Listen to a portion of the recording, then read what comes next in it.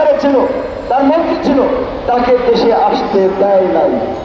অনেক ক্ষত আপনারা তৈরি করেছেন এবং এই দেশের মানুষ আপনাদের এই ক্ষমতার বাহাদুরি শুধুমাত্র শেখ হাসিনাকে পরাজিত করে নেন, পাকিস্তানিদের মতো এই দ্বিতীয় মুক্তিযুদ্ধে ভারতের আধিপত্যবাদকেও পরাজিত করেছে।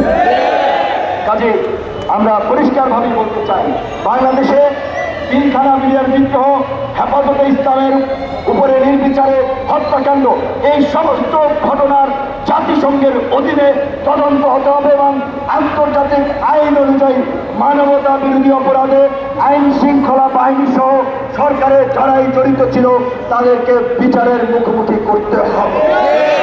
প্রয়োজনে তার জন্য বিশেষ ট্রাইব্যুনাল গঠন করতে হবে এবং এই কাজগুলো আমরা অন্তর্বর্তীকালীন সরকারের কাছে আমরা প্রত্যাশা করি। আমরা এই কাজগুলোর দৃশ্যমান বাস্তবায়ন দেখতে চাই। এখন কথা হচ্ছে, অনেকে মাইন্ড করবে, মন খারাপ করবে, কিন্তু কিছু কথা বলতেই হবে।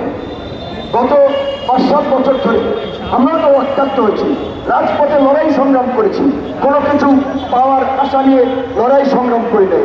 বাংলাদেশের স্বাধীনতার বয়স ৫৩ বছর।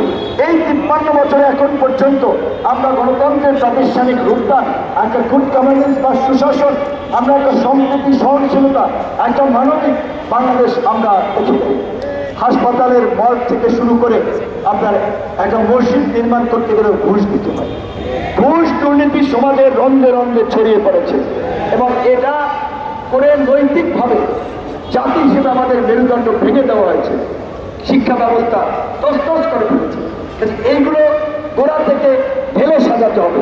তার জন্য যারা এই অন্তর্বর্তীকালীন সরকার ৩ মাস থাকুক কিংবা ৬ মাস থাকুক, তারপরে তো একটা নির্বাচিত সরকার আসবে। সেই সরকার যদি যেই লাউ সেই কদু হয় তাহলে কি হবে? কাজেই যেই লাউ সেই কদু মার্কা, যদু মধু মার্কা সরকার যেন না আসতে পারে, এখন থেকে সচেতন ছাত্র জনতাকে কাজ করতে হবে। আপনার এলাকার ভালো মানুষটিকে রাজনীতিতে আসার সুযোগ করে দিন, তাকে সামনে দিন, তাকে সমর্থন করুন। তার মাধ্যমে সামাজিক পরিবর্তনের মাধ্যমে আগামীতে আমাদেরকে রাজনৈতিক পরিবর্তনও করতে হবে। নতুন রাজনৈতিক বন্দোবস্ত, রাজনৈতিক সমঝোতা ছাড়া এই দ্বিতীয় বিপ্লব সফল হবে না।